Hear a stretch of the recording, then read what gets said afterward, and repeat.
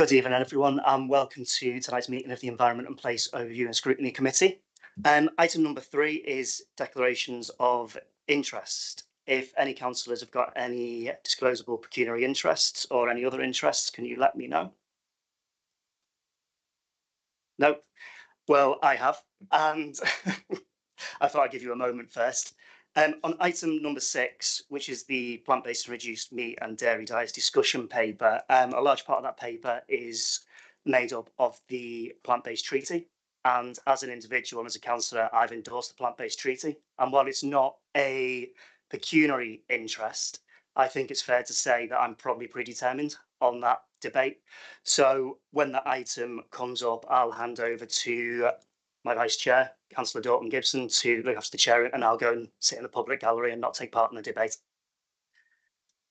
And that brings us on to item 4, which is minutes of the last meeting. Is everyone happy with approving those minutes? Can I take that as agreed? Excellent, thank you. And then we move on to public issues, which we've got a number of. I think we can start. I'm going to extend this to make sure that we try and fit everything in. So we normally have 15 minutes for this. We've got one answer, which is going to be provided because a lot of the questions are on the same topic. So what I'm going to ask is if each of the questioners can come up as I read your name up, read your question, go back and take your seat, and we'll try and get through them all as quickly as possible. And then I'll hand over to Councillor Hadley to give a response to all of those questions at once. So hopefully that'll give us the time to get through everything. Before we start these issues, can I just read out? You can read out the housekeeping. Sorry, I forgot completely about that. I was doing my own. That's okay. It's just for the general housekeeping for the meeting. So please note that this meeting is being recorded by the council for live broadcast and will be published on the council's website for a minimum of 6 months. The meeting may also be recorded or streamed for live or subsequent broadcast by members of the public, or their ultimate discretion in this matter lies with the chair in case of disruption. For those in the room, please note that if the fire alarm sounds, please exit the building by way of the nearest available signed fire exit route and make your way to the assembly point in the front of the car park of this building. Finally, please ensure background noise is kept to a minimum and mobile phones and other devices are turned off or switched to silent for the duration of the meeting. For those in the room, this includes turning off microphones and turning the volume down completely on your laptops. Thank you. Thanks, Rebecca. We have a summer break and I forget how to do my job. Okay, so item number 5, public issues. The first question we've received is from Chris Gilliff. If you can come and take a seat, if you want to press the button on there and your microphone will switch on and ask your question, please. Thank you. Thank you for discussing the plant-based treaty today. I was at the meeting in July for the council, and I'm grateful that you're looking at this all again. The councils who endorse the plant-based treaty go on to do some really amazing things. I feel particularly inspired by the Exmouth Town Council's plant-based treaty action plan. They are transitioning their climate meetings and public events to be fully plant-based. At recent community festivals, they've asked food vendors to have a minimum of 2 plant-based options to emphasise and promote them at the top of their menu, including carbon labelling. It's really simple, so it works. We could do that here, such as at the street food corner in Bournemouth and the Christmas market in the town centre. And if the BCP Council could start that process today and endorse the plant-based treaty, that would be great. Thank you. Thank you, Chris.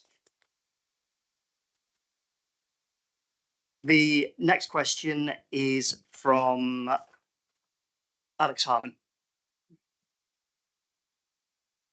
Cheers, would you like to take a seat and ask your question? Hi, everyone. So at the July Council meeting, I heard all of the positive and urgent reasons the BCP Council should endorse the plant-based treaty. I won't repeat the facts from the last meeting, but I'm sure we can agree that the science is compelling and the benefits of plant-based foods are undeniable. I feel it's particularly urgent for a country like the UK that consumes a lot of meat and dairy to act fast and boldly. At COP28 last December, the UK signed a pledge to include food in climate action planning. So I believe this is the perfect time for BCP to become leaders in the food and climate space. Please can the Council commit today to initiate a thorough impact assessment like Edinburgh Council have done? By joining 30 other towns and cities in the UK and worldwide, we can positively impact the local community, but also influence the rest of the world. Thank you. Thank you, Alex. The next question will be from Noah Baker. Noah?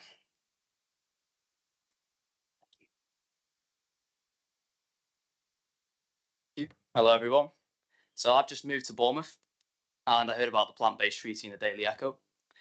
I've come along here today to show my support for BCP endorsing it. And I've been reading about the experience of other councils, and quite frankly, it's brilliant. Haywards Heath were the first European council to endorse the treaty. One of the councillors, Deanna Nicholson, has been building up a test case at public events where plant-based food has been featured and successful, with the plan of making food offerings fully plant-based in the future. And she said in the interview, not only are we reducing our carbon footprint and meeting the aims of the plant-based treaty when serving vegan food, but all our community is suddenly welcomed and catered for. I realised the best plant-based argument is that of inclusion. So please can the BCP Council join 30 councils who have endorsed the plant-based treaty and then create an action plan similar to that of Edinburgh. Thank you. Thank you, Noah, and welcome to Bournemouth. Thank you. The next question we've got is from Nicola Harris. Nicola, if you'd like to come and take a seat and ask your question. Thank you. Thank you. I attended the full council meeting in July where I invited BCP Council to consider endorsing the plant-based treaty and commit to expanding access to plant-based food. I appreciate the committee for listening and initiating this important discussion today. Please can you take the next step by committing to an impact assessment on endorsing the plant-based treaty. This process was transformative for Edinburgh City Council, which endorsed the initiative and then committed to a plant-based treaty action plan. They are now close to completing their carbon labelling trial, which they aim to implement in all schools by 2026. This is just one of many plant-based treaty actions that Edinburgh will deploy to help children and their parents understand the link between their food choices and the planet. It will encourage them to make sustainable choices and opt for plant-based options of their own free will. Thank you, Nicola. The next question will be from Gemma Middleton. Gemma? Hi, thank you. As a parent of vegan children, it's been a huge struggle to get their school to provide plant-based meal options. All children should have the freedom to choose a plant-based option every day. Plant-based options are for everyone to enjoy, and they also cover a lot of bases when allergies are concerned. I know that BCP can only directly impact a small number of schools and not all the academies, but by expressing support for a plant-based treaty and creating an action plan, it would actually help focus the whole area on sustainable food. You could also invite all the schools to do what Edinburgh did with the carbon labelling.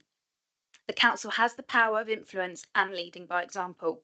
Can the council conduct an impact assessment and look at how the council can influence schools through existing connections and partner organisations? Thank you, Gemma. And the next question will be from Sasha Gilliffe. Welcome, Sasha.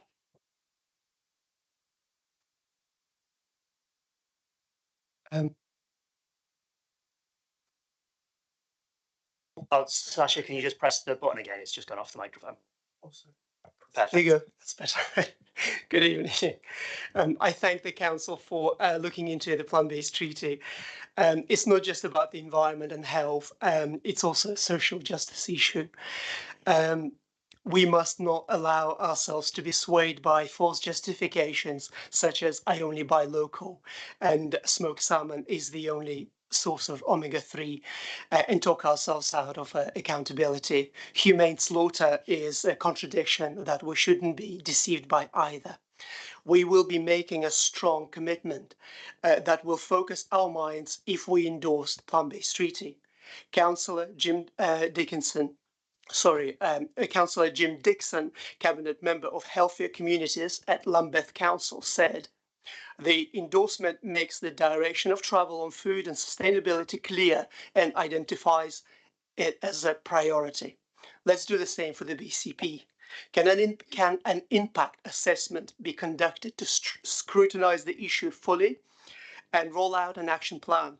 Wouldn't that be a win-win for environment, our health and the animals? Thank you. Thank you, Safia. And the final public question this evening is Sarah Ammett. Welcome, Sarah. Hi, thanks for having us. As a business owner, I would love to see BCP Council endorse Plant-Based Treaty. Businesses look to the Council for direction and guidance, and endorsing this initiative would positively influence the community and bring us new visitors. Can the committee speak to other towns and cities that have endorsed the Plant-Based Treaty in order to learn about their experiences, please?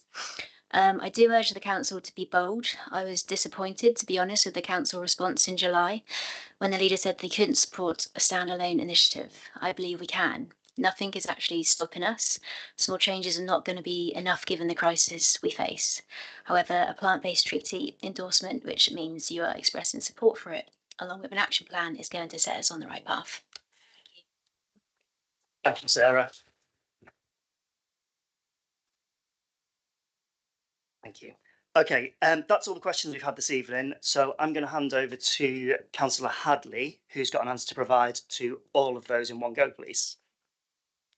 Thank you, Chair. I'd like to thank all the members of the public who presented questions today, and in answering them in one, I did carefully try and consider the points you all raised, but I'm also very conscious that they will be debated tonight.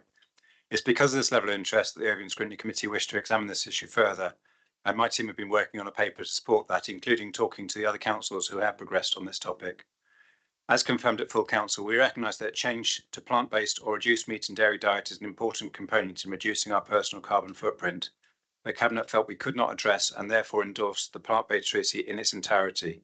We felt we should promote and encourage rather than mandate to take up of plant-based options. As acknowledged, our direct influence over schools and commercial outlets is limited, whereas government can legislate for mandatory change, our powers are quite limited. Today's meeting enables the Overview and Scrutiny Panel members to review the evidence and to debate the form that promotion and encouragement could take. This can then be subject to further consideration by the Cabinet of BCP Council. I hope the paper, the debate tonight, and subsequent work addresses the questions you've all raised. Thank you. Thank you, Councillor Hadley. Continuing on with the public issues, we have a number of statements tonight as well. Some of the people are here to read them out, and I think a few will be read by Rebecca. So the first one which we've got is from Jacob Baker. Thanks, Jacob. If you'd like to sit down, turn the microphone on and read your statement. Thank you. Hi everyone. So I've just moved to Bournemouth from the north of Wales, and part of the reason I came here is because of the vibrant community and how vegan friendly it is. I know loads of people visit here too as tourists just because of our vegan friendly eateries up in the Triangle, for example. Some cities like Tokyo and Japan have even asked businesses to do more vegan food to attract plant-based tourists. And I believe if we endorse the plant-based treaty, I think even more people will come here from all over the world. It seems a perfect fit for Bournemouth, and I'm asking you to endorse the plant-based treaty and then do a world-class action plan. Thank you, Jacob. Getting everyone moving to Bournemouth today. The next statement will be read out by Rebecca, and that's from Amber Lofthouse. Thank you, Chair. I'm writing to express my support for BCP Council to endorse the call for a global plant-based treaty.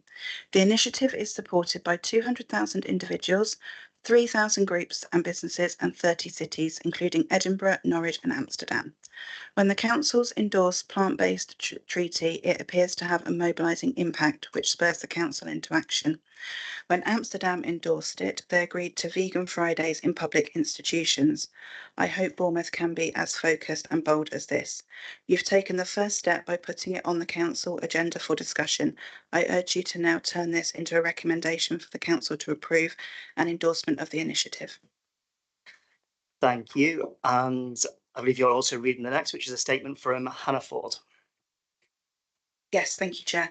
I am writing to you to inform you of my full support of the proposed plant-based treaty in Bournemouth. I have recently moved to the area, and one of the main attractions for me was the wide range of vegan eateries, groups, and events. Plant-based diets are known to protect the environment, human health, and reduce animal suffering, and the plant-based treaty can enable Bournemouth to take action in all of these areas. The treaty is already endorsed by over 200,000 individuals, 3,000 groups and businesses, and 30 cities, showing the high level of interest and support received worldwide. Endorsing the plant-based treaty would display how Bournemouth can be a shining light for other towns and cities to also take the pledge as we move towards a fully plant-based system. Thanks, Rebecca. The final statement this evening is from PG Holyrood, but it will be read by Dom DeVita.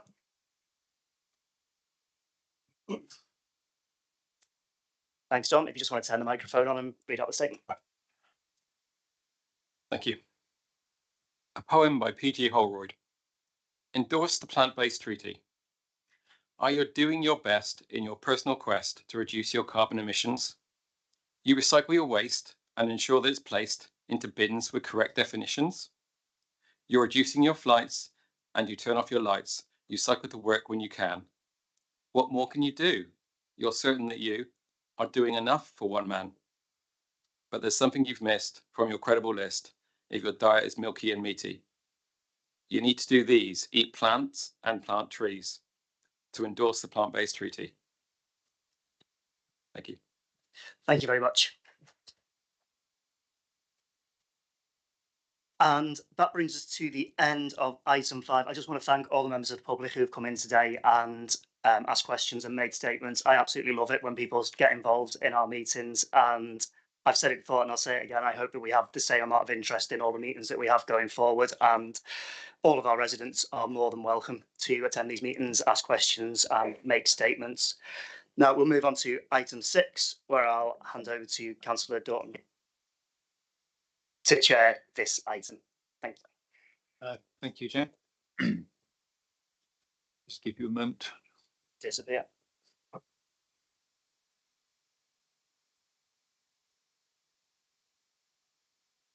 Councillor Hadley, I believe you're going to introduce this first. Thank you, Chair, Deputy Chair. Yes, so really, as I said to the in answer to the questions, we as the climate team have worked on council's behalf, looking at the issue of plant-based treaty. It's an important element of our carbon emissions, and one that we do need to address. And Neil is actually going to talk a little bit to introduce the paper for members, and then we'll do our best to answer any questions that arise. Thank you. Thank you. Would you like to introduce yourself and introduce the paper? Thank you. I will, thank you, Chair. My name's Neil Short. I work in the Council's sustainability team.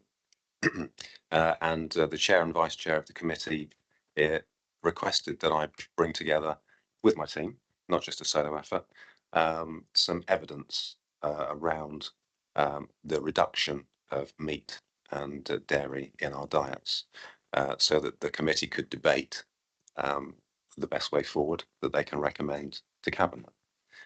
So hopefully you have all had chance to look at the paper. It's by no means exhaustive, given the time that we had to put it together, but it sets out, I think, the key issues around this topic. The first being that there's many organisations who agree that we do need to reduce our meat and dairy intake. Those organisations include the United Nations, they include the UK Climate Change Committee, and many, many others. They all have different statistics, if you like, some different targets that they say we should aim for. The UK Climate Change Committee say we should look for a reduction between 20 and 50% of meat and dairy in our diets. So that's for the UK. That range depends on how other carbon reduction measures perform. That's why they have a range like that. So there is the agreement that we do need to reduce this. There's also some very interesting data around this, that there are other aspects to this debate as well, and food waste is one of those that I'd like to draw to your attention. It does quote in the paper that if food waste were a country, it would be the 3rd largest emitting country in the world. So it's clear from that it's not just our choice of food and how it's produced, how it's grown. It's also around let's stop waste, and I think one of our public members mentioned that very eloquently today. So it also in the paper outlines some of the steps that councils around the UK have taken. There are various campaigns that councils can sign up to, and different motions they can pass, different agreements they can join, and a number have taken the step to do just that. There are also councils who have taken an alternative route by trying to embrace what they see as the good in several of those viewpoints, and taking their own way around the issue. And that also is detailed in the report. Also in the report, there is a reiteration of the council's position as set out, as has been mentioned, at full council, but also the drafting of a possible position statement that this committee may like to debate and may like to recommend is adopted. So there's lots of things in there, but as I say, it's not exhaustive. There are some things you won't find in there simply because we didn't have time to look into them. One I will mention is that last year the Vegan Society produced a report of how they ranked councils across the UK, and some of you will have seen this. And BCP Council was ranked as one of the 19 top councils because the Vegan Society felt that the council had taken steps to demonstrate that vegan choices were available and were promoting the reduction of meat and dairy in diets. So if you haven't seen that one, do take a look, because it's quite important to see how we are viewed by others. So I hope that the report is sufficient to allow the debate today. Thank you very much indeed. Thank you very much indeed. Do any councillors have any questions, comments? Councillor Northover. Can I ask, is it all right to ask Neil questions? Do we already have some sort of policy about sustainable food procurement that we've done before? Because I'm sure we've talked about this over the years. Yes, in all procurement, there is the requirement to conduct a decision impact assessment. So any procurement decision will have had to look at sustainability issues. And in large procurements, where they go out to tender and contracts are drawn up, sustainability accounts for a certain percentage in the marking of those tenders. So yes, sustainability is included in procurement. A few years ago also we looked at using local producers for ice creams on the beach rather than huge sort of highly processed products. I can't remember what happened in the end. Do you recall? I do know. Yeah, it's noted in the report, but it is just a tiny note where we talk about the 3 large food contracts that the council lets. One being ice cream, as you can imagine, is quite a big one for our destination. And so yes, that's split into 2 parts. One to provide sort of lolly type things at kiosks on the seafront, but also there's the scoop ice creams in the little pots. And the reason it's split into 2 is to allow local providers to tender for that. And the scoop ice cream contract is held by New Forest Ice Cream, so a local supplier. That I don't know. Right. I don't know if it's available here, but that's fantastic. There you go. I told you it wasn't an exhaustive paper. Hand on heart, I do not know. No. But if I'd had the time, I would have sampled whatever I could, trust me. Anybody else got? That's all right. Can I ask, you cite a couple of councils in here that have taken on the treaty. Do you know how many have had it put to them and rejected it? I don't know the exact number, but the total number of councils that have adopted it is in the report. It's 6. There are, as I mentioned, alternative campaigns that are promoted, which are not entirely in tune with that, and around about 7 have passed a motion to support that other campaign, which is largely around rural quality of life, etc. The ones that have debated it and chosen another way, I don't know the exact number, but of those, the ones that are notable are Manchester and Bristol, because we follow those very closely in terms of climate activity. And so it's interesting to us how they have chosen to address the subject. And those 2 councils, what they decided is noted in the report. I don't know.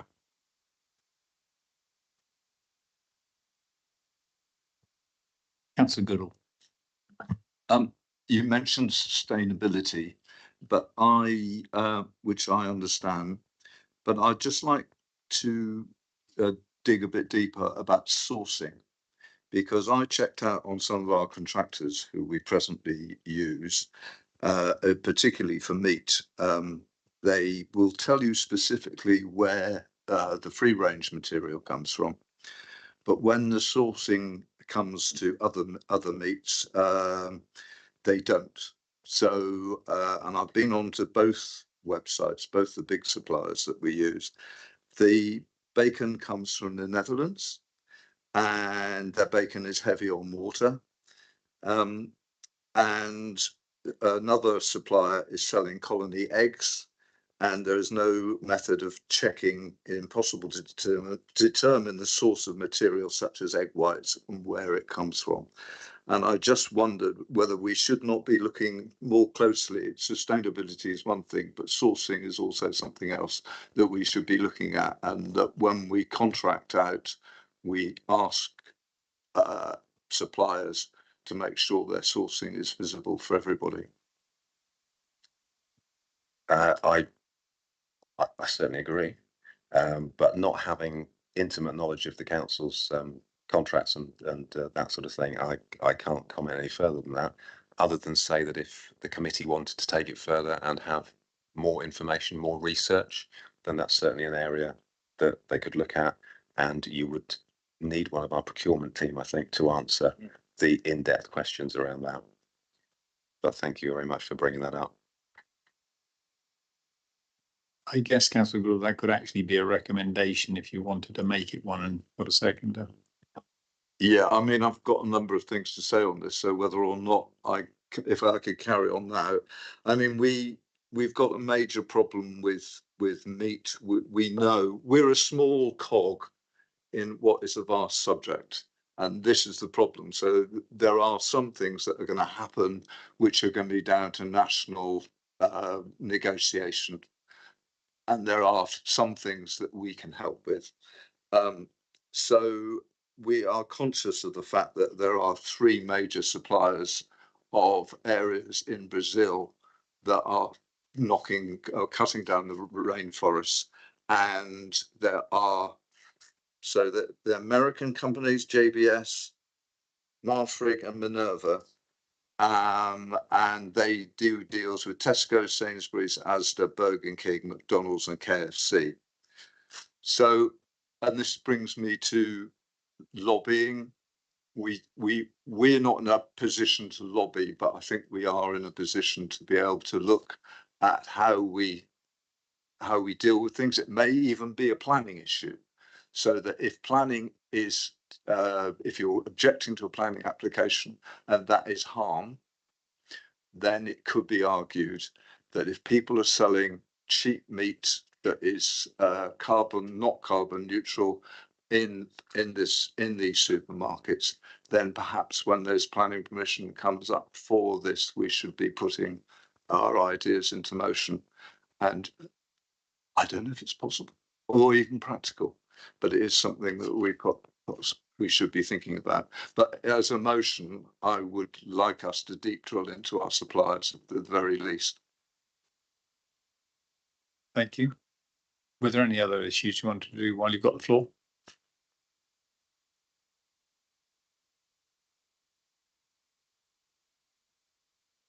I mean, it seems to me that well, one of the things I wanted to raise in particular was a local issues, or at least having a look at. I mean, I understand officers are incredibly busy and work incredibly hard at doing their jobs. And I also understand that there may be a problem insofar as if they're asked to look at its smaller suppliers, that may well double their workload. So this is my ideal philosophy rather than anything that may be practically enable us to do from a practical perspective. But I would like us to be able to look at local areas, more farms, to supply us with meat rather than, and perhaps directly from the farms. I would like us to look at farms that are doing have got set aside, being put aside for land for the use of allotments, and encourage farmers markets with no charges for organisers for say a year from us, so that they can set these things up. And there wouldn't be charges for stall holders for the first year, so that small businesses, food businesses, can expand. Anyway, that'll do for the moment. Thank you very much. Thank you. Did you want to respond to any of those? Just that there's certainly very good ideas there and food for thought. No pun intended. Does anybody else?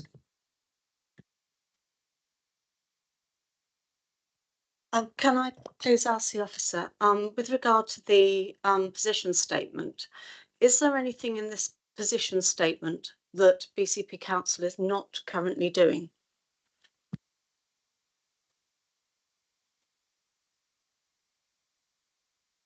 Yeah, my computer's gone off. So, what are there any points that you think that we are not doing in there? Yeah, in this draft position statement, I just wondered if there's anything in there that we're not currently doing, because reading through that, it seems like we already do all of these things anyway. And perhaps with regard to what my colleague has said to my right here, perhaps we're not looking to be ambitious enough, and the idea of sourcing local meat from local farms where we are using meat might be something that we could add to that, because this just seems like it's setting out what we're already doing, and I'm not sure if there's anything that we're actually, you know, setting ourselves a challenge for. And I know it's difficult to promise to do more, but I just feel that all we're actually doing here with this draft position statement is actually putting down in black and white what we're already doing, rather than being a little bit more ambitious and trying to do a little bit more towards this. You're right insofar as a lot of that we do already do. It's how much we do. So we're talking there about all of outlets, all of the catering, as opposed to certain proportions. The one thing there that I think we don't necessarily do is the encouraging, promoting, and prioritising plant-based eating within the community. I think we've been a little bit lacking in perhaps explaining, and I think this is the key thing around this. And in the report, it mentions some of those instances where vegetarian and vegan food has been made available, but it hasn't been successful.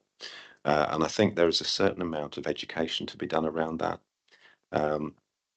If choices are there, but people aren't taking them, they perhaps don't understand why they should. And so I think for each of those items, we do a little already, but we could do more. And certainly on the education and awareness raising, I think we don't do enough of that at all. And really, that is the area that we could expand.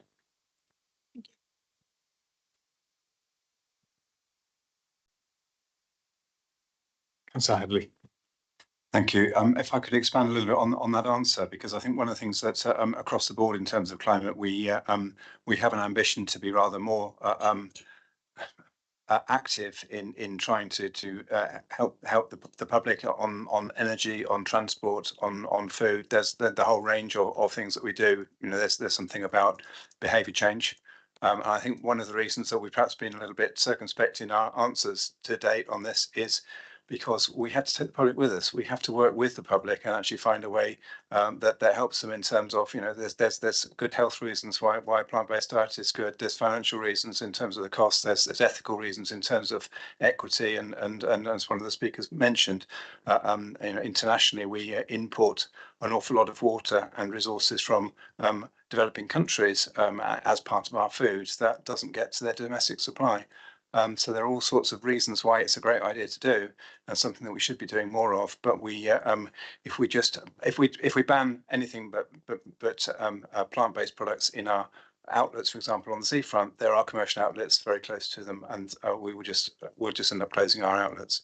So there's something about how we do it in a sensible fashion. And I think you're absolutely right with your challenge, and I think, you know, perhaps we could go further, and that may be a recommendation from the committee.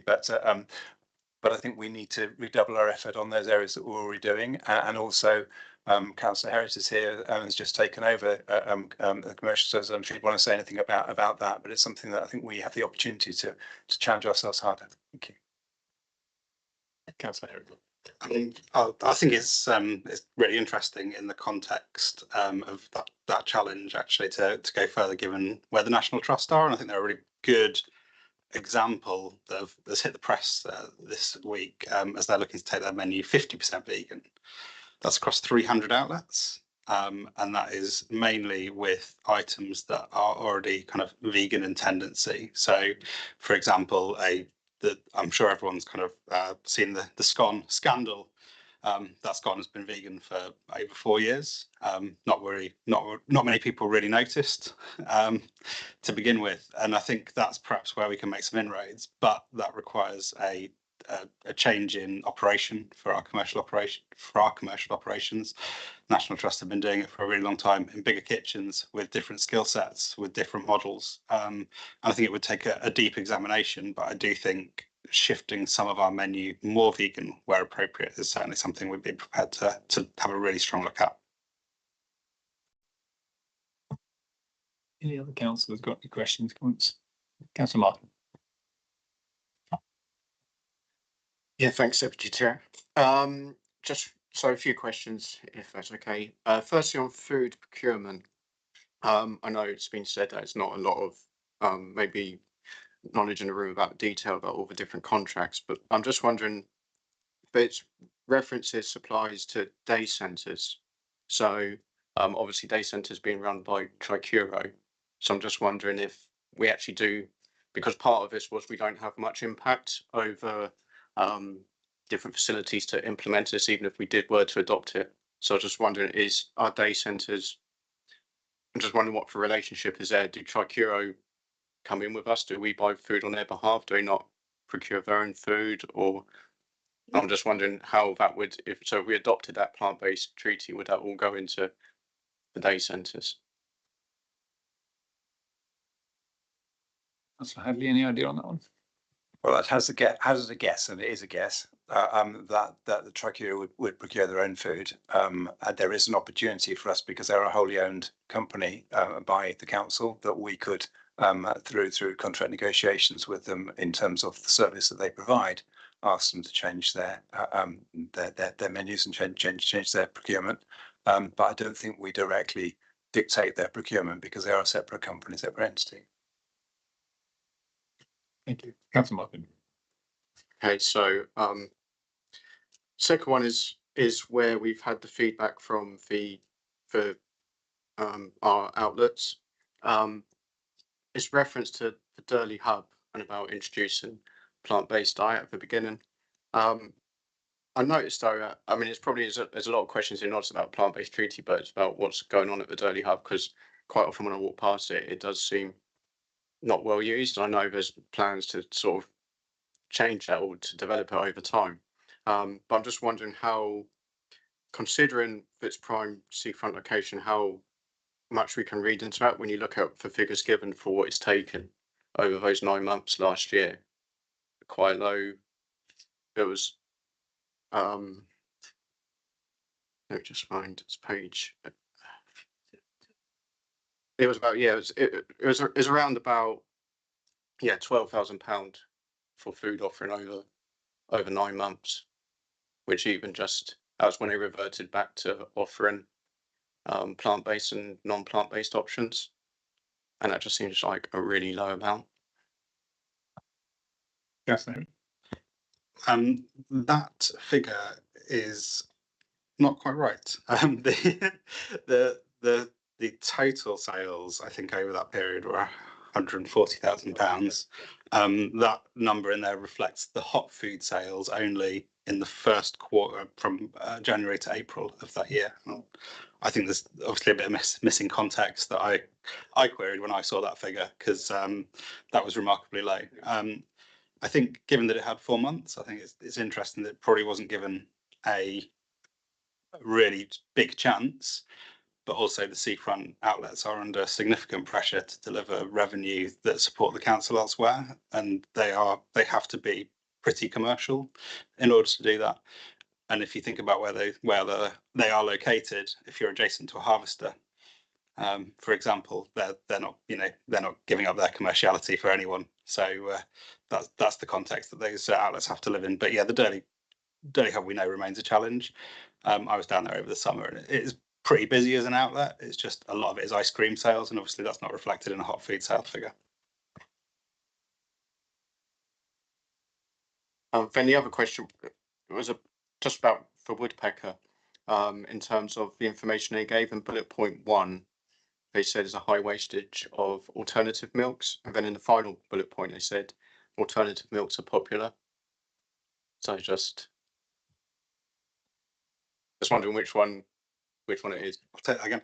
And this is from experience rather than any information from the council. I was a catering manager in a former life, a cafe that offered alternative milks.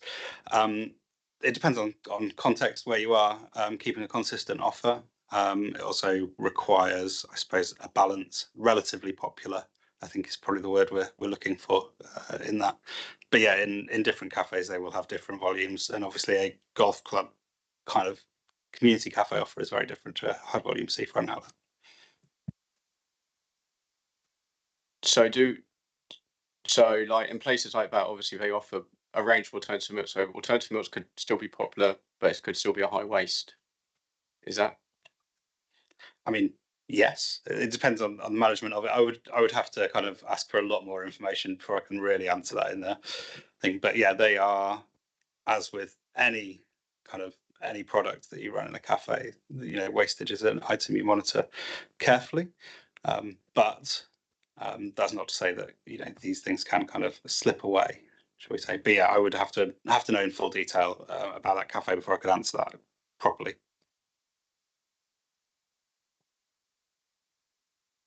So yeah, I just want to comment on the draft statement, which is, I agree with 2 councillors to my left, which is not, I don't think it's particularly ambitious. I appreciate why there's probably a bit of reticence to adopt the full plant-based treaty. But at the same time, I feel like, yeah, the draft statement is just saying, and there's a lot of leeway in that. So if it's felt like we're trying to lay down maybe how we do things, and it needs to be a fair bit more prescriptive as a recommendation from this committee in terms of what that looks like, because there's a lot of stuff that's just community support to do so. We'll ask for this, we'll put this in here, and it feels like it should be a lot more. I think we should be far more prescriptive if that's the midway point between the full plant-based treaty, because I do feel like when we sat here last time and we're discussing the park, it was sort of a question like we could have brought the public with us on that one, and we went ahead and did something that was quite a contentious issue. And then on this one, we're saying we'll sit back and let the public lead it.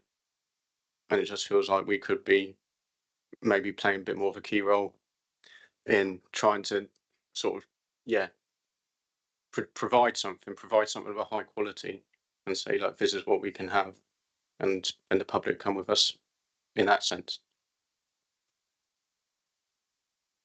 Yes.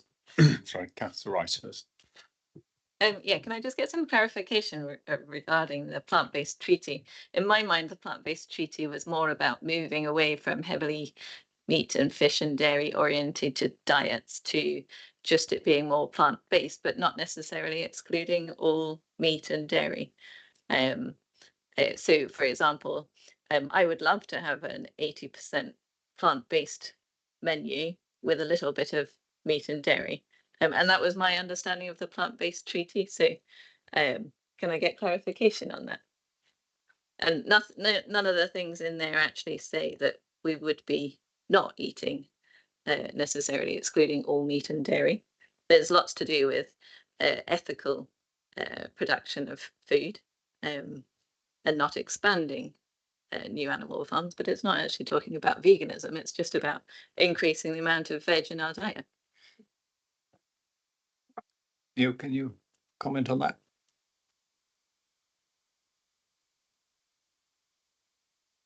I think it's, as has been mentioned, it's a call to governments rather than something that is ideal for local councils to adopt.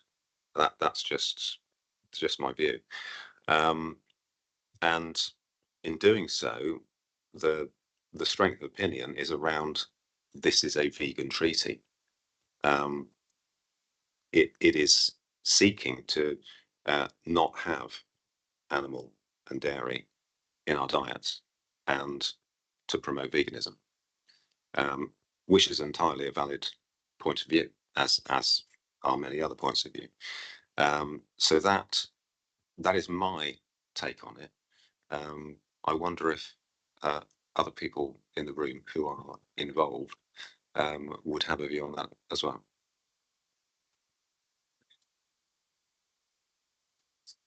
Sorry, Councillor Herbert. Thank you.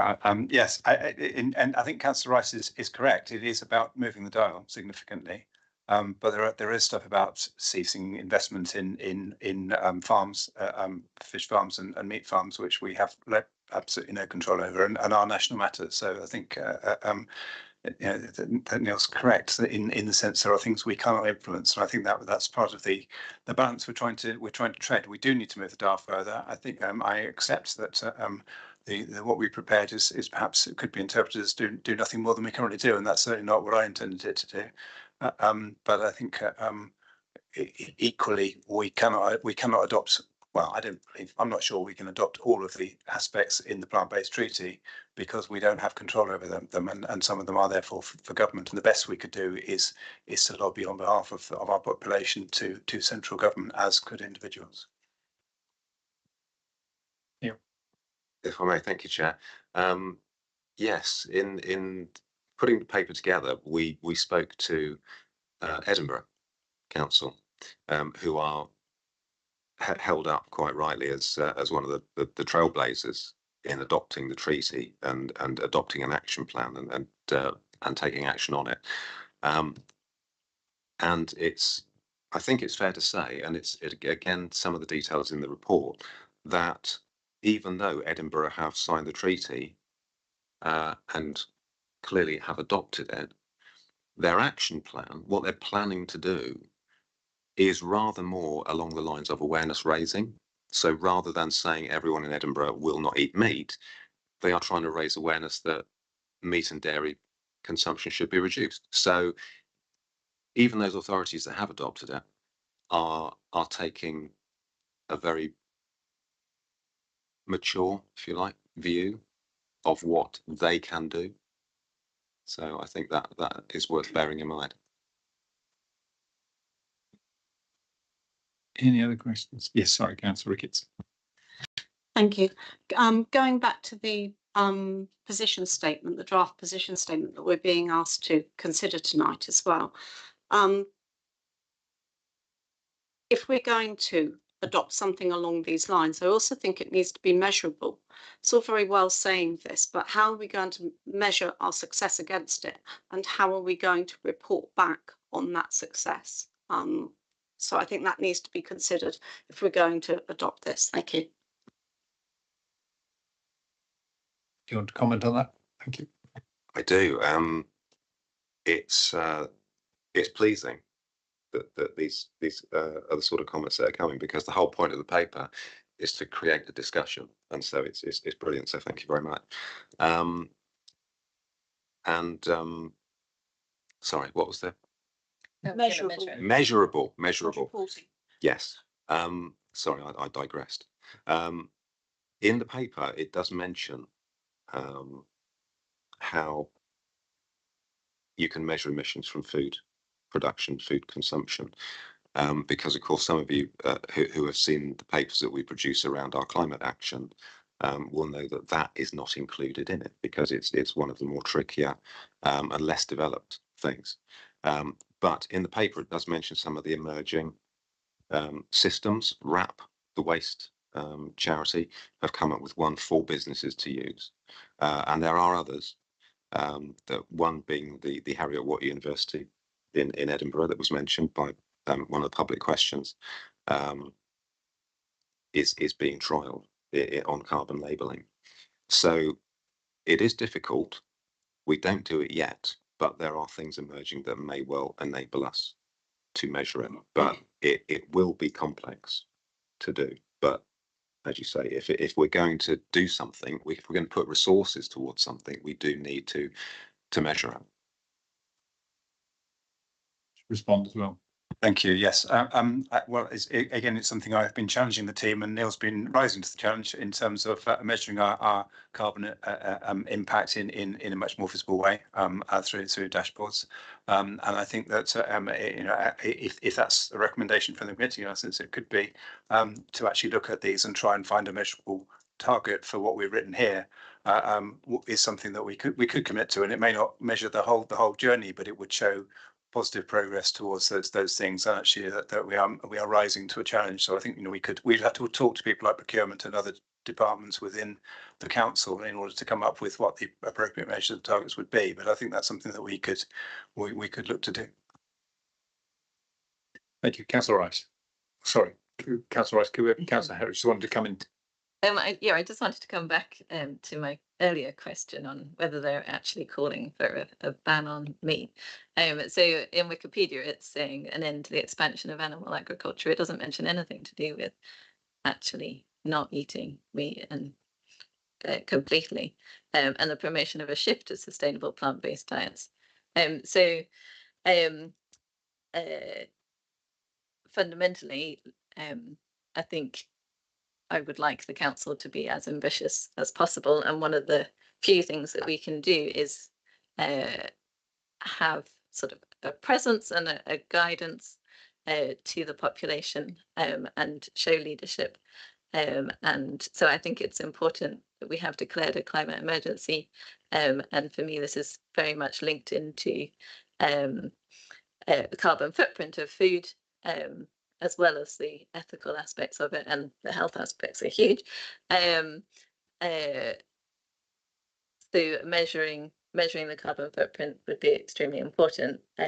Yeah, but I would like us to be as ambitious as possible. Thank you. Microphone, Councillor Heriot. I'm actually going to take us in a slightly different direction, and I apologise for that. But actually, there's no mention in the treaty that I can see about skills and enabling people to be able to cook with food that is kind of from scratch and healthy and vegan. And I think that's something that actually societally there is a significant gap, particularly in areas that are deprived, as mentioned in the treaty. And I think actually that's would be almost more impactful than a lot of that work. But I cooked a vegan curry for 200 people at the weekend in an area that is deprived, and it's that gap is really significant for some communities, and there are some really great charities out there doing some amazing work with food, and enabling them and encouraging them, I think, is something that could be looked at in the context of this. Thank you. Councillor Goodall. I just wanted to raise one point, and I'll throw it in there because it may come from a position of ignorance. But one of the things that hasn't been raised in this report is the issue of diabetes. I just wondered, because at the moment, diabetes costs the NHS 14 million, billion a year, just to throw in there. And I just went onto the diabetes website and looked up, and there's an issue with diet. And people who are diagnosed as pre-diabetic, a lot of them are trying to diet their way out of their type 2 pre-diabetes, and they are going for fresh meat, eggs and cheese, because that's high fat, low carbs, and you can diet your way out of it. And I just wondered, I don't know the answer to this, but I just wondered if that was something that we should be looking at or comparing with a plant-based treaty, as opposed to these people who actually need a high fat, high meat diet. Just wanted to say further, since I've just the other thing I got from the diabetes thing website, since 1996, the number of people diagnosed with diabetes in the UK has risen from 1.4 million to 3.9 million, and expected to rise to 5.3 million in 2025. And that's just the people that have been diagnosed, not the ones that are possibly or have it but haven't been diagnosed. Thank you, Councillor Good. Microphone. Can you put your microphone? Sorry. It's all right. I think we need to be a little careful on that one, not to err into health and giving health advice. That's not really our role. Councillor Hadley, you want to respond? Well, I was going to respond slightly on that, the health front, because Public Health England, I think would promote actually a lower meat diet in general, and so I think we need to be slightly careful about picking out one specific diet in that way. Pre-diabetes is partly caused by eating too much sugar and processed foods, and that's processed both meaty foods and non-meaty foods. So it's about better fresh food of all sorts doesn't get us into pre-diabetes, and better exercise. There's a whole raft of things in there, but as you say, that's sort of more of a health issue. Councillor Northover. Thank you. I just had a couple of sort of reservations that I wondered about. One thing is that quite often meat-free products end up being like quite processed, and I wouldn't want us to end up buying a load of packaged processed stuff to meet a sort of written down target. And my partner is celiac, and quite often we go to places and there's sort of like a sort of, people will pick either gluten-free or vegan often, and recently he's really sort of lost out in this sort of which is more popular, because say something like a sausage, once it becomes a meat-free sausage, it's suddenly got gluten in. So maybe you might have been able to, you know, we're not eating out all the time, but it quite often is, you know, we really need to eat something, we might be out and about and there's hardly anything he can eat anyway, and then often these things have been replaced, making it impossible for him to have anything at all. So I just really would want to be cautious that we didn't do this sort of thing where we make this declaration then go and do something even worse, that is less healthy and even has more packaging to it as well. And I've got another point maybe after, because I think eager to reply there. Reply to the first one. And that goes directly back to skilling people to be able to cook rather than rely on kind of hyper processed food. There is a lot of meat replacement vegan food that is really very processed, but actually that cooking from scratch with products makes that difference. And the vegan curry I cooked is gluten-free as well. You're welcome to the recipe. Yeah, I guess though when we're talking about some of our outlets, then, you know, it's just really high turnover and maybe not set up to do that sort of thing. And that's a real challenge, is keeping up with the pace that you need, particularly in a high turnover environment, and balancing those products and the availability and the cost, and all of those things play a factor. But I think it's really tricky because there is always that balance. We could probably lean a bit further that way, but it does require a significant kind of deep dive into the examination of it, rather than just yeah, we can go vegan, or like certainly head significantly further in that direction. I don't want to say it's all vegan again, sorry. Yeah, because when I was looking at the equality impact assessment, I think that might need to be thought about, that by making things one way, we're not, I would say that some allergies could be considered a disability, so those weren't covered in the equality impact assessment. The other point I just wanted to make was that I would hate, when we were talking about day centres, I would hate to see that some unsuspecting elderly people who really enjoy their food become the people that sort of have to, we're dictating what they end up eating or something like that, just to make us all feel better. And they're sort of there bewildered going, why is my nice thing that I really like having each week? So I hope that we do some consultation with people to make sure they're actually happy with them. And the same like with staff here, you know, I think it has to be what they want. Yeah. I think the word that I'm hearing quite a lot in a sense is the word choice, which is really what you've just said. I heard it from one of our earlier speakers, struggling to get choice for her children in the school, which sort of seems mad, doesn't it, when this is better? But I remember when I was on health and we looked at children's diet in school meals and why they couldn't eat all the chocolate biscuits they were given. It was just nuts. So, you know, we do have a responsibility around children and health. We may not control the school, but it's that influence again that we're talking about. I think the other thing that seems to relate, certainly, if we pull it apart and we've got this sort of overview, supporting, encouraging type role, which is conurbation wide, applies to everybody. But I think there's also what I'll call the direct controls, leaving Tricura out just because they're a slightly separate company anyway. We're not quite sure where they'll sit within that. But one of the things I think I felt when we, in reading this, that I wasn't sure whether we'd really assessed or were set up even to particularly know what we were doing. I think it's perhaps something that's new, and maybe going forward we could ask if it was possible in some way to structure the reporting, or for you, that we would then know its impact, its cost. I mean, if you look at the Derby Hub, they're still selling 1/3 is vegan, and I would suggest there's a lot less than 1/3 of people are vegan. Now, obviously, that could be because people are buying chips, which just happens to be vegan.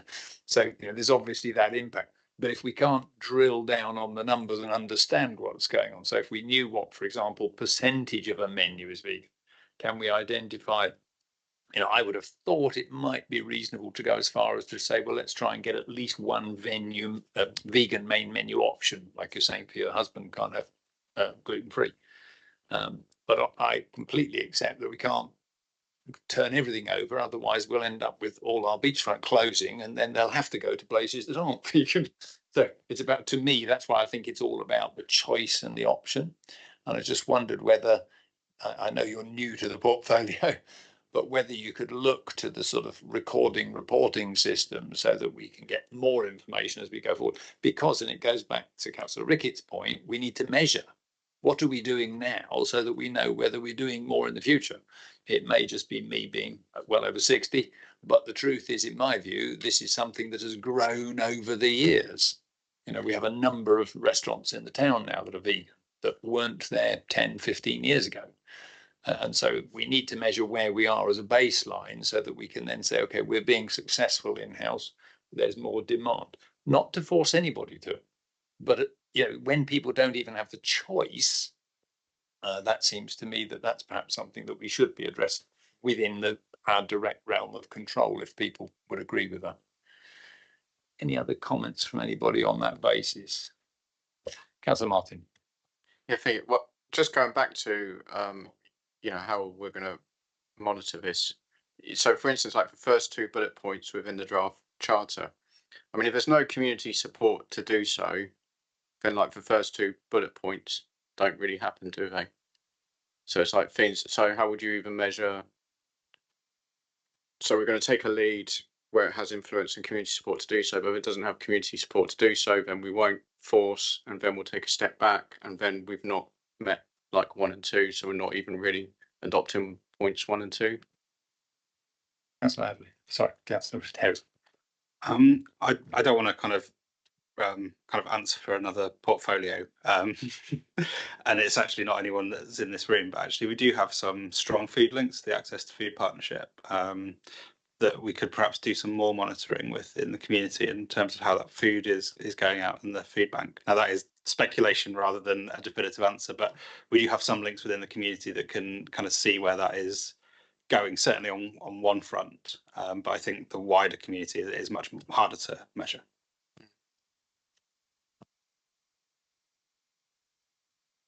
Do you want to come back on that, Councillor Mudd? No, other than to say really that it just sort of feels like a doctriness. I'm not really sure. You know, is this something? It's all things to everyone. I just feel, and I'm just not quite sure. It said, you know, it sounds good to adopt and say let's recommend this because it's overall it's a positive statement. It's just I just don't feel like there's enough detail behind it to sort of say, yeah, we've made a really good recommendation here, and I know exactly where, you know, I know in 6 months, 12 months, 5 years time, how all this different stuff is being measured, and if someone's actually put the effort into to make it work, or whether it's been like, no, there's just no uptake, the community still doesn't want it, all that kind of thing. It's like a lot of easy get outs on this. I'm not saying people would purposely do that, but just that's how I feel the statement sits, to be honest. No, I think you have a valid comment on the first point that, you know, it's not about whether there's community. We want to encourage and lead whether there's community support or not. I don't think we need community support for that decision because, again, if you go back to this word choice, we're not forcing anybody to do anything. You know, it is good for people's health. And why would we not want people to live healthy lives? But in my view. So I think that first one may justify an amendment, if I'm honest. I don't know whether, Neil, you wanted to comment on that? Only that's the sort of decision we're expecting. Thank you. Thank you. Councillor Reed. Yeah, I'd really like to. I know this is it's probably geeky, but I'd like to see this applied to SMART. So we've got it time bound, we've got it measurable, we make sure it's achievable, so that we actually come back perhaps with something based on this, but with those KPIs, so that we can actually see how we're going to achieve this, what our baseline is, and what we consider to be, you know, a success. So, you know, I mean, for example, if we're encouraging residents to shop locally where possible, that's great. That's lovely. But how are we going to do that? How is it going to be measurable that we're actually doing this? Where are we seeing this being encouraged and promoted? We want to promote and encourage food waste reduction where possible. Well, where is that measurable? Is that measurable in what we're, as residents, sending to food waste, to compost? Is that actually, can we actually measure that? Are we seeing that we're encouraging less, or do we want to be encouraging more food waste compost? It's almost sort of counterproductive with that. I just think that we if we're going to set something out and we're going to say, look, we really want to do our best with this, I just think we need to be assured that it is achievable. It's within this council term that we can do it, so it is time bound and it is measurable. Thank you. Yes, I appreciate that's really restating what you said before in terms of smart targets, and absolutely accept that. I think, you know, and actually to your point, there's the committee are suggesting that we should go further and harder in terms of what we can do, but we need to make sure that those are measurable. And we have the head of environment here who's responsible for waste. And one of the things with food waste is that we do know how much food waste we process, and where people are returning to us rather than composting themselves. So we can measure the amount of food waste in the Bournemouth and Christchurch area. We can't yet in Poole, but part of moving towards food waste in Poole, actually experience shows that people, when they're throwing away food separately, they realise how much food they're throwing away, and sometimes that has a beneficial effect in terms of not buying it in the first place or reducing the waste. So I think we do have ways of measuring food waste at that level, and then also talking to the food banks and those that are receiving and trying to recycle food that goes through other streams.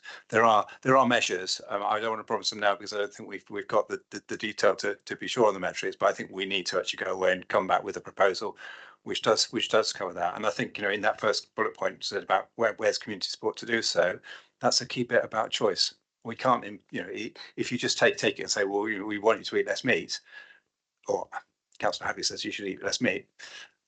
That's not, you know, that's not great in terms of the population. We need to encourage people, tell them reasons why it's good, help them towards thinking, believing themselves that it's a good thing to do. And some of that, you know, is just about what we can achieve in the next term and in a smart, meaningful way. Thank you. Councillor Wright. I wanted to ask about carbon labelling on menus and things like that. How does that work?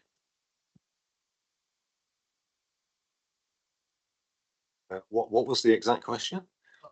Carbon labelling. It talks in here about carbon labelling. I assume that's something on a menu so that you can make a choice. Right. Yeah. Yes, it is. Yeah, that's what the Heriot-Watt University is doing for Edinburgh Council. They're trialling a scheme where it will say on a menu, this dish created X kilograms of or grams of carbon dioxide equivalent. So it will, I mean, it is controversial. It's probably a bit too strong, but it's questionable by some people how effective it is to see that sort of thing next to a dish. I'm sure there are all sorts of other ways of doing it, like the dietary labelling that you see, the traffic light system on foods now. But the effectiveness of it is in question. And as I say, the Heriot-Watt University is trialling a system. They're coming up with a system because no single system exists at the moment which is widely used, to see if they can come up with one that will suffice and actually guide people correctly, that people recognise and act upon.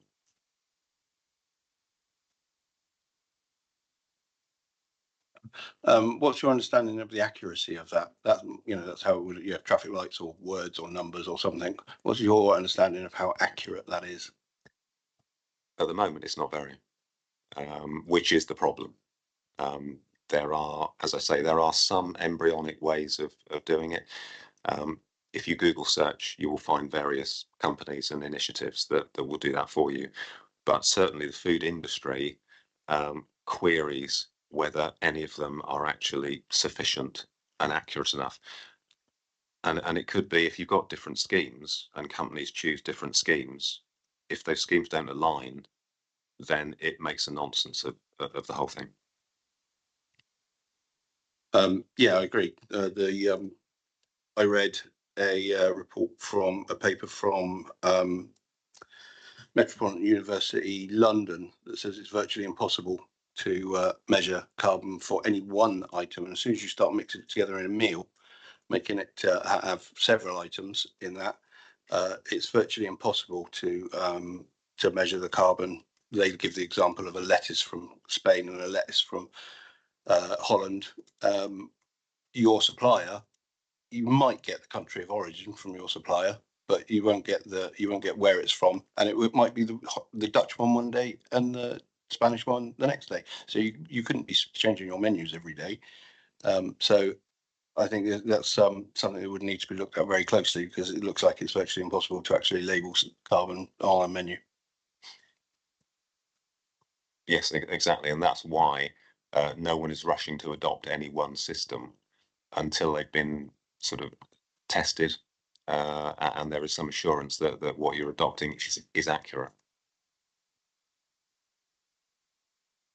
Well, thank you everyone for contributions to that. I think that probably is about the right time to wrap this up. This is obviously what I call a very early stage, and I think a lot of what we've said is really around, we can see ways this could be evolved and perhaps brought back at some later date as we go further. Just particularly for the members of the public, it's very important to understand that essentially this committee is not the decision-making committee. We don't say, yes, we're going to do this as a council.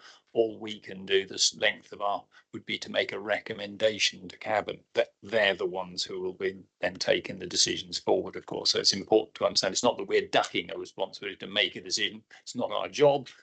Our job is to do that preliminary investigation, make recommendations, try and move this further down the road. So I think this is probably a good moment to have a 5-minute break. That will allow us to allow members of the public who don't want to remain any further get our chair back. So if we just pause for 5 minutes, thank you. Yes, indeed. Can I just clarify that the committee doesn't want to make any formal recommendations on this at this stage?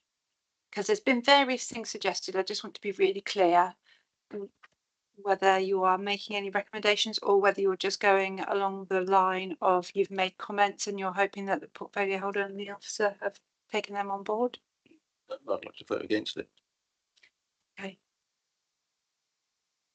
There are no recommendations on the table. Lots of things have been suggested. I'm just saying if you want to form any recommendations, something needs to be moved and seconded.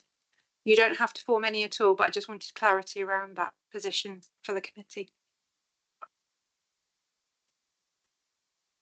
Councillor Martin, you look like you want to say something. Well, yeah, I feel like for recommendation would require us to sort of rewrite some of this and to put in various amendments into this amongst us, or to take it away and to come back with it at some other time.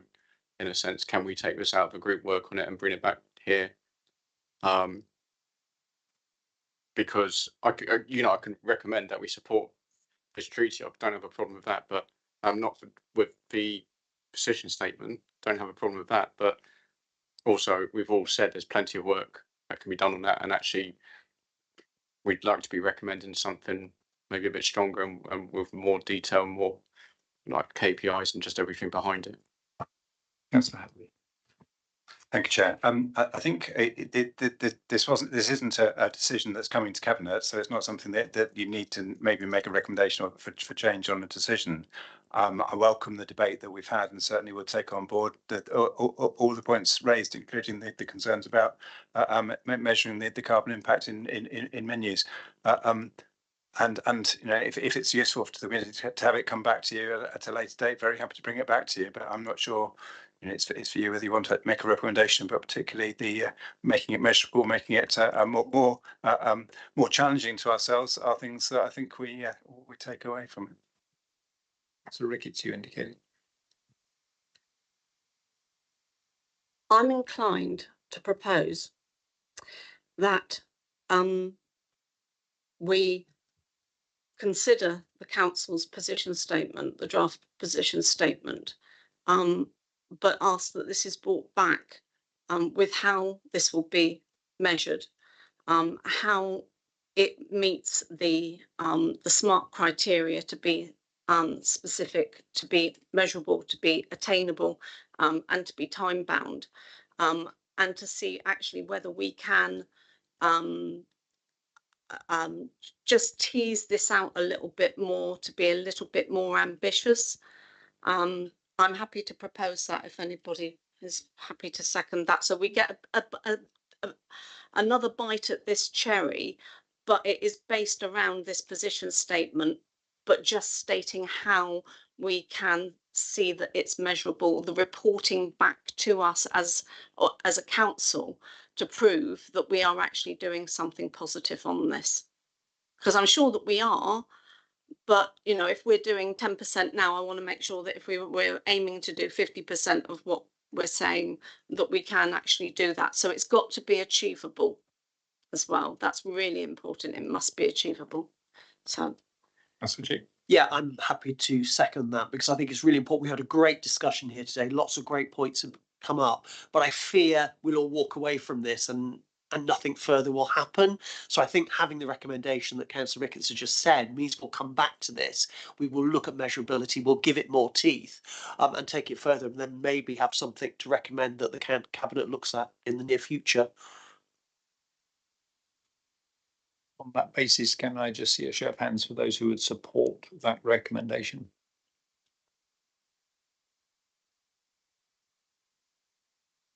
Yeah. I